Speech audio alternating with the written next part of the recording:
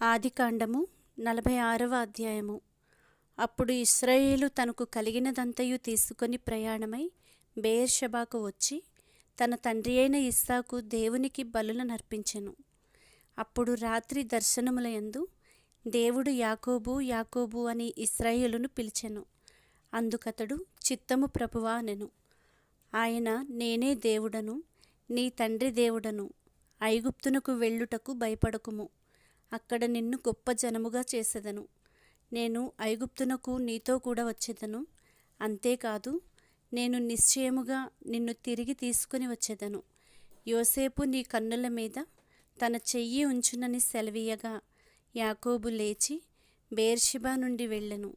ఫరో అతని నెక్కించి తీసుకుని వచ్చుటకు పంపిన బండ్ల మీద ఇశ్రాయేలు కుమారులు తమ తండ్రి అయిన యాకోబును, తమ పిల్లలను, తమ భార్యలను ఎక్కించిరి.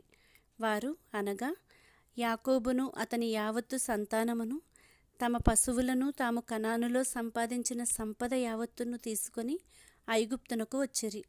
అతడు తన కుమారులను, తన కుమారుల కుమారులను, తన కుమార్తెలను, తన కుమారుల కుమార్తెలను, తన యావత్తు సంతానమును ఐగుప్తునకు తనతో కూడా తీసుకొని వచ్చెను. యాకోబును అతని కుమారులను ఐగుప్తునకు వచ్చిరి. ఇశ్రాయేలు కుమారుల పేర్లు ఇవే. యాకోబు జ్యేష్ఠ కుమారుడు రూబేను. రూబేను కుమారులైన హనోకు, పల్లు, హెస్రోను, కర్మి. షిమ్యోను కుమారులైన యెమూయేలు, యామీను, ఓహదు, యాకీను, సోహరు. కనానీయురాలి కుమారుడైన షాపూలు. లేవి కుమారులైన గెర్షోను, కహాతు, మెరారి.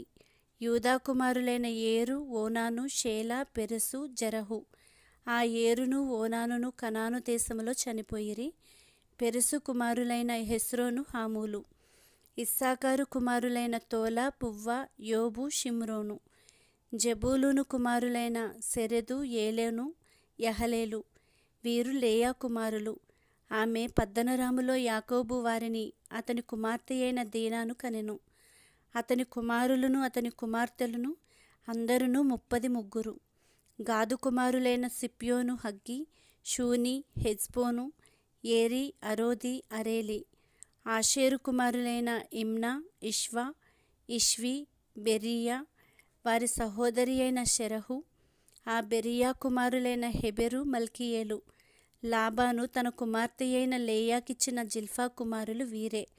ఆమె ఈ 16 మందిని యాకోబునకు కనెను.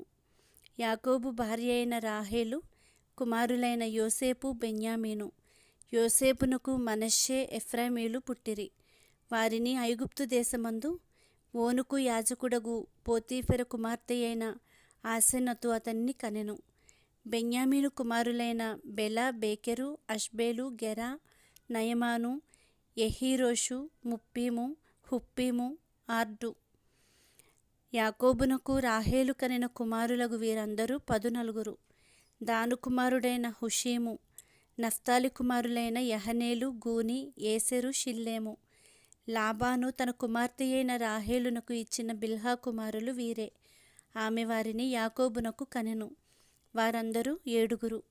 యాకోబు కోడండ్రను వినాయించి అతని గర్భవాసమున పుట్టి యాకోబుతో ఐగుప్తునకు వచ్చిన వారందరూ 66. ఐగుప్తులో అతనికి పుట్టిన యోసేపు కుమారులిద్దరు. ఐగుప్తునకు వచ్చిన యాకోబు కుటుంబపు వారందరూ 70 మంది. అతడు గోషెనుకు త్రోవ చూపుటకు యోసేపు నొద్దకు తనకు ముందుగా యూదాను పంపెను. వారు గోషెను దేశమునకు రాగా యోసేపు తన రథమును సిద్ధము చేయించి తన తండ్రి అయిన ఇశ్రాయేలును ఎదుర్కొనుటకు గోషెనుకు వెళ్ళి అతనికి కనబడెను. అప్పుడతడు అతని మెడ మీద పడి అతని మెడ పట్టుకొని ఎంతో ఏడ్చెను.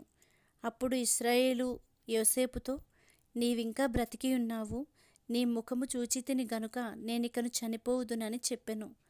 యోసేపు తన సహోదరులను, తన తండ్రి కుటుంబపు వారిని చూచి, నేను వెళ్ళి ఇది ఫరోకు తెలియజేసి కనాను దేశములో ఉండిన నా సహోదరులను, నా తండ్రి కుటుంబపు వారును నా యొద్దకు వచ్చిరి. ఆ మనుష్యులు పశువులు గలవారు, వారు గొర్రెల కాపరులు.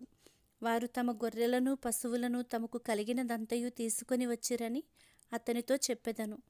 గొర్రెల కాపరి అయిన ప్రతివాడు ఐగుప్తీయులకు హేయుడు గనుక ఫరో మిమ్మును పిలిపించి, మీ వృత్తి ఏమిటని అడిగిన ఎడల మీరు గోషెను దేశమందు కాపురముండునట్లు మా చిన్నతనము నుండి ఇదివరకు నీ దాసులమైన మేమును మా పూర్వీకులను పశువులు గలవారమై ఉన్నామని ఉత్తరమియుడని చెప్పెను.